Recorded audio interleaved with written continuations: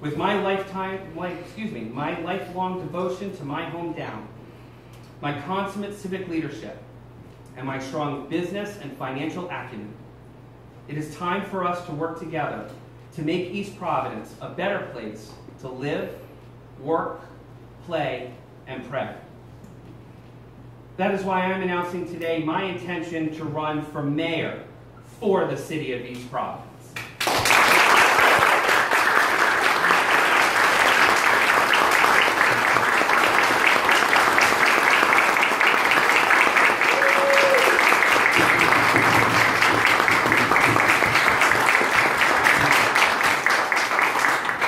Thank you so much for that. So let's talk about our fresh approach for East Providence. Today I launch our Fresh Start agenda.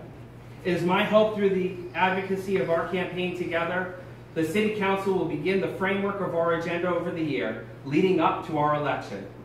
If not, either way, when I am elected as your mayor, I am going to hit the ground running on these 3 items within our platform: to stop the bleeding from taxpayers' pockets, rebuild our infrastructure, and generate sustainable jobs for the 21st century economy. First, as mayor, through our annual budget process, I will reform our municipal taxation and fee structures to make East Providence more attractive for businesses to grow and develop here, to ensure more sustainable jobs for residents of East Providence, and more revenue into our local economy. We have seen the development of neighboring Seekonk, and at times on any given day, that there are more Rhode Island license plates on vehicles with East Providence organizations and school bumper stickers and license plate holders. We are not competing with our neighbors here, and as a result, we are losing money in our city's economy through spending across the border and jobs lost here in our city. As mayor, I will seek relief for homeowners by reducing property taxes and egregious water and sewer fees without tangible results to improve our city's roads, schools, parks, and underground pipes. If our city council doesn't see fit to invest in our infrastructure without meaningful action toward a long-term plan to responsibly maintain our roads, pipes, buildings, and grounds, then as your mayor, I will veto any short-sighted budget that impacts our pockets without results.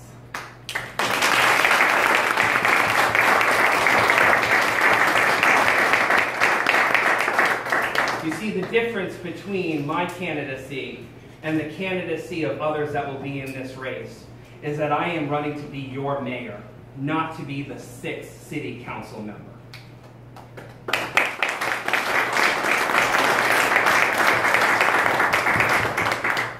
I promise to provide you the checks and balances in which we need and will finally receive in our city. I promise to you that if elected to serve, it will be my #1 priority to be the best steward of your hard-earned tax dollars. Our bleeding also ends with synchronizing the city's fiscal year to the state's fiscal year, ending annual borrowing in order for the city to pay its bills, and shifting away from the city's practice to collect the majority of its revenue in the latter end of the fiscal year. As mayor, I must take action to eliminate any unnecessary costs in the city's budget. And boy, there are a few. We have lacked leaders in our city with both the strong financial acumen combined with the political will to make this change.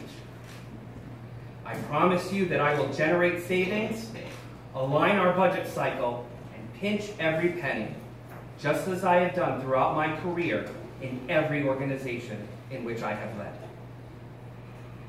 Despite all of this, there is a great looming threat to our city's finances that has not been adequately addressed, that will one day bankrupt our city without action and have us lose vital city staff.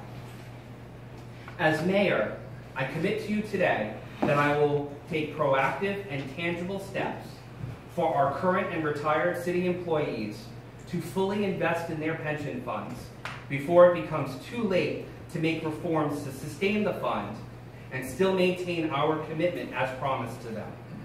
It is only fair, right, and just. This will be the financial collapse of our city if we do not take meaningful action toward these pension funds soon. And it will be difficult for any city council or any mayor to levy such a tax hike and seek General Assembly approval without state takeover as the end result. Our city councils of the past have failed our city's employees, leaving in some cases over 1/3 the unfunded liability to their pensions. We need a mayor that will do right by our city's employees, and I will work diligently to keep the city's promises where others have failed them or ignored them.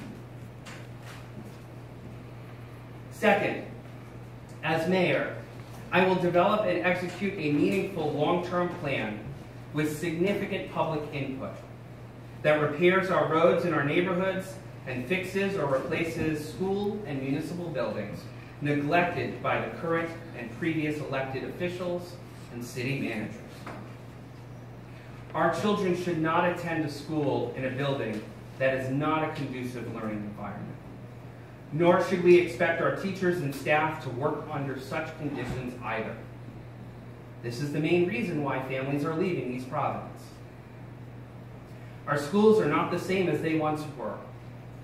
They have lost faith in our elected officials of the past because they turned their back on the upkeep of these schools.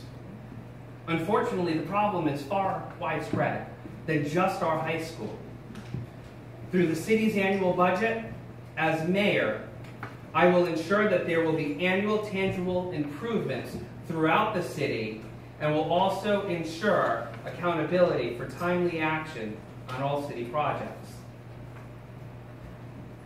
Third, as mayor, I will work diligently to attract companies to choose East Providence and retain current East Providence employers by creating public-private partnerships that provide sustainable jobs here in East Providence.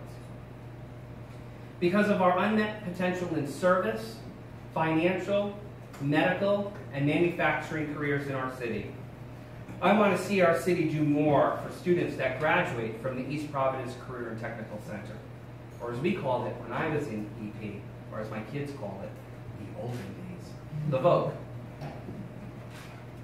We need to have a commitment to our VOC students equitable to the effort that our city gives our college-bound and our military-bound graduates.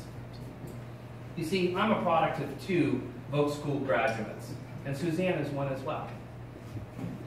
We used to provide so many open doors to them to succeed, whether they went on to college to further their education in their chosen field, or they jumped right into the workforce upon graduation.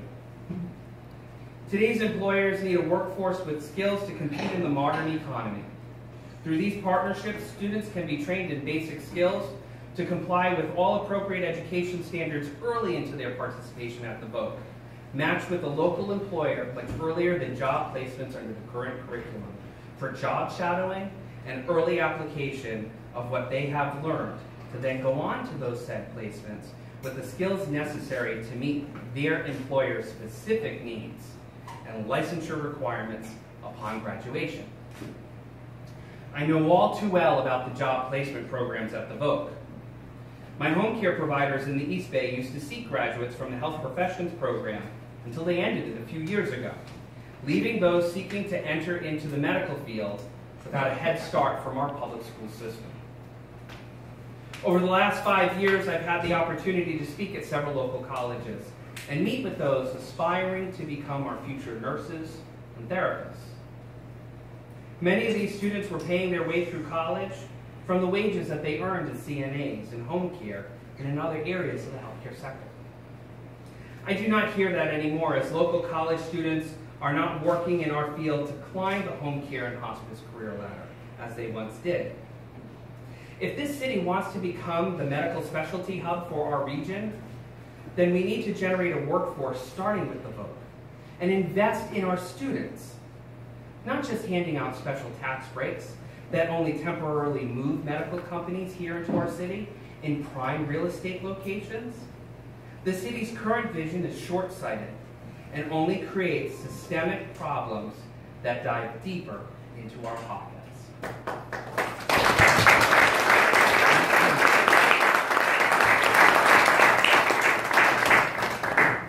As mayor, I will redirect our investments away from corporate welfare and special deals for the select few and focus on our children to encourage them to choose East Providence beyond high school and college and have meaningful jobs waiting for them to stay here and raise their families and generate a sustainable workforce in which companies will choose East Providence to operate and thrive.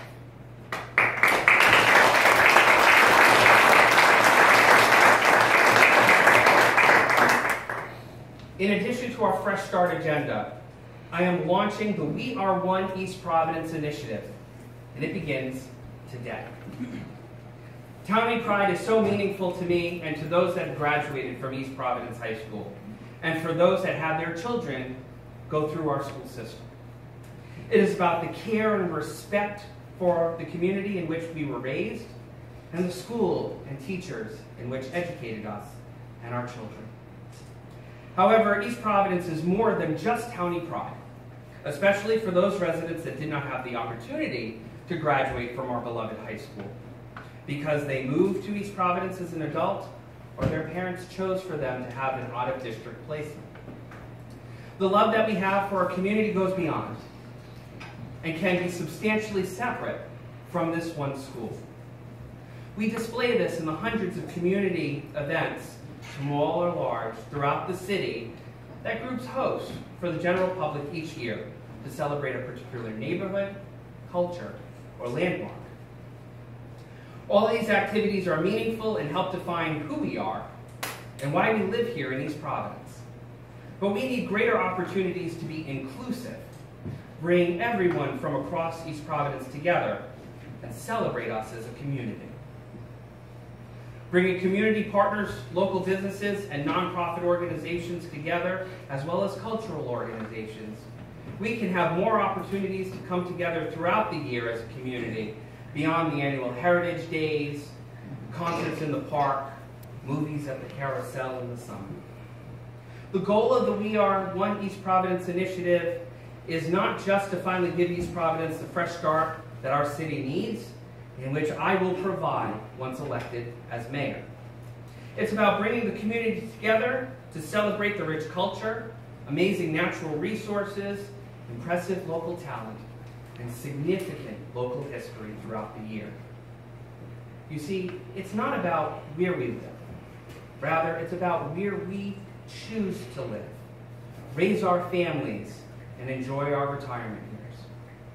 From Rumford to Riverside, Kent Heights in between, and Central EP, where I was raised, the We Are One East Providence initiative will bring residents from across the city together throughout the year to celebrate our city and its people.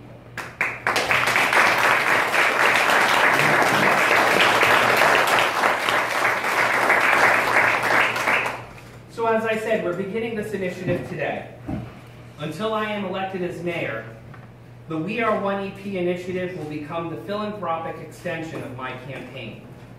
As you know, charity starts at home, and it has been my life's mission. We will expand this vision to bring our city together in additional ways upon my election. But for now, the immediate needs of our city is to provide help to those that have been hurt by our city's poor decisions and inaction. So I am calling our first charitable activity The Ties That Bind EP. We have seen companies close all around us, including most recently the announcement of Benny's. They will close at the end of the year, and our local store on Pawtucket Avenue may be the first to be phased out. Because EP residents have reached out to me about the state of our city's economy and those that are without a job, I feel compelled to raise awareness of those that have become unemployed as a result of our city's economy. Over the next few weeks, my campaign will be collecting new or gently used neckties for those that need them for interviews.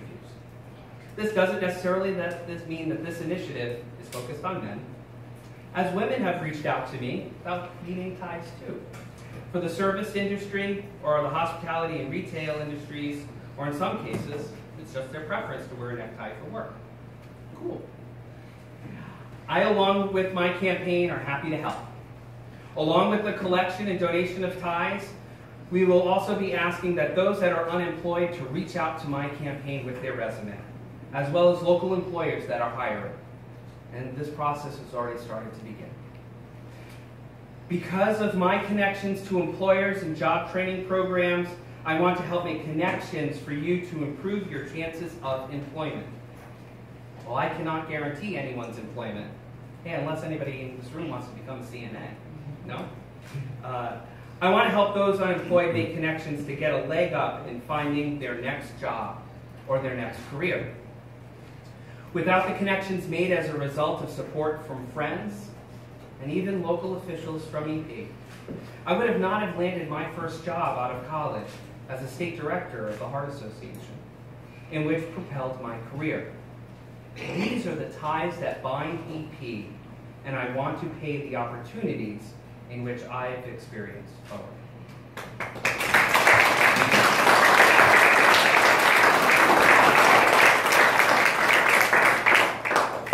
Today we move forward with a better approach for East Providence.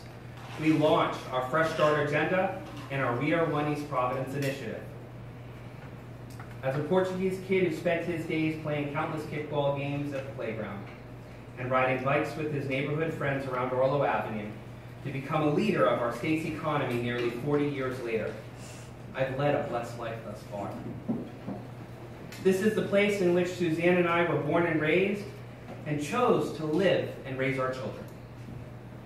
Whatever my legacy may become, its foundation is rooted in the people of East Providence that made me the person that stands before you today. While some have said that I have given back more than most, I still have copious amounts of energy and ideas to give my hometown to make it a better place to live, work, play, and pray. This is just the beginning. It is my hope that you will join me as this is your campaign too. With your support and active participation, I will become our first elected mayor for East Providence.